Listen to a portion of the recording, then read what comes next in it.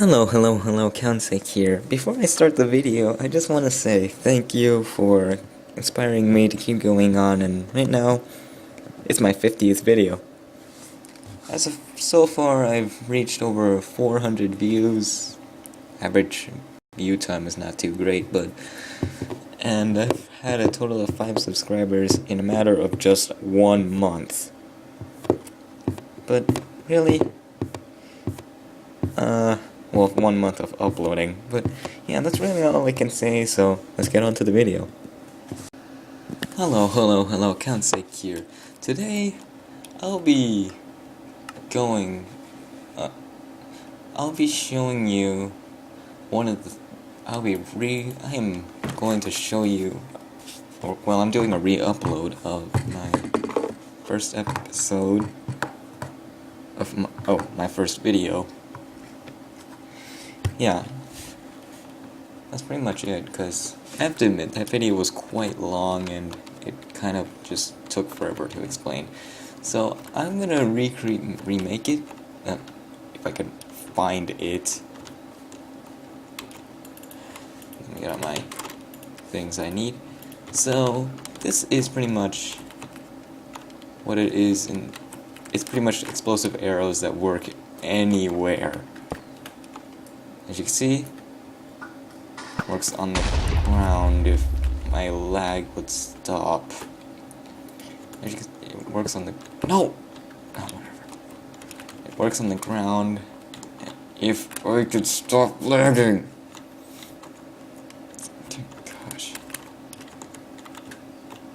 You know what? I'm gonna be right back until this lag is done. Okay, back. Now there's less lag. Hopefully I can snipe the heck out of this creeper.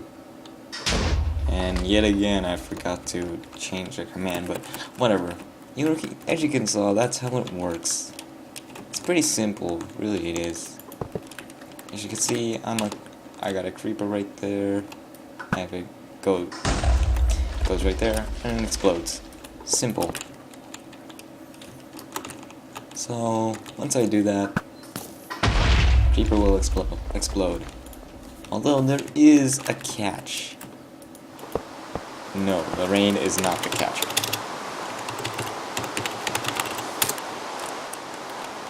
So if you're too close, and obviously you got a full drawn bow, the explosion won't happen unless you make it short amount of time, because the arrow must at least be teleported to the arrow before exploding. So, yeah, it's a wither skull, but you have to see the wither skull has to be teleported to the arrow before you're able for it to do anything. And the reason why you don't see any explosion there is because I prevented from doing that by adding a little simple command block. Really, that's about it, and I have to admit, this wasn't too difficult to make. That snipe skill. Okay, let's stop this for a second. Okay, these two are the clock. Let me take out the command block. Actually, maybe I should leave it there. And then, as this thing is going, this is how it works on the ground. It's very simple. All it does is test for type equals arrow in ground B1. That is very important. Or 1B. And then there's a comparator that goes into this. It kills arrow placement, and if you look over here, arrow placement is the wither skull. Let me find that. Custom name, arrow placement. Yes, that's his name. So, it kills him so that there won't be just like a random double explosion. So what happens is next it kills the arrow, or actually, it executes the arrow, and summons prime TNT. So it looks where the arrow is, it finds the arrow, and then it explodes.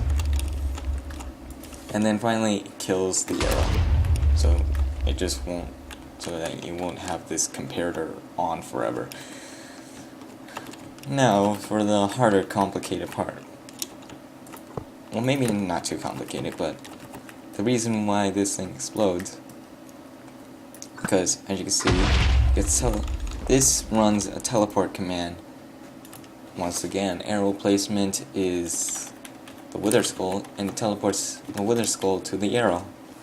So that's how it keeps going. That's why you. And there's a slight delay in that clock, even though it's pretty fast. There is still a delay. And so that's why if you're too close, it will not explode. That's why you still have to be a certain range for the thing to explode. So now, what happens is that this tests for an arrow in the world. And then it summons this Wither Skull. If the arrow placement is still in a radius of one block of this command block, it will just be killed. And then, for as long as the arrow is alive, this torch will be off, leaving this off and this off too. So pretty much this, for as long as the arrow is alive. So let's just summon an arrow. As you can see, it's still off as long as the arrow is alive. So yeah, you do have to be a little careful not to accidentally hit the arrow near here. So once your arrow has the reason why this turns off when it hits the mob is because the arrow is just gone and it hit your target, so it explodes right there because, as you can see, arrow placement, instead of executing the arrow, it executes the Wither Skull arrow placement, which should be right near your target where the arrow last hit. So then it summons its prime TNT where the arrow used to be. So that's what creates the explosion, and finally, the last command block is kill the Wither Skull.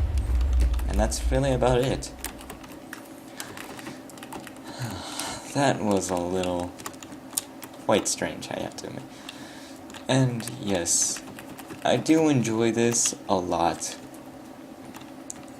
And I've not seen it. I'm surprised no one has thought about this before.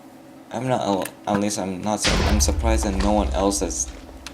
I've seen no one else do it, but that's really about it. So okay, I'll stop. So thanks for watching and hope you enjoyed. Wait, what?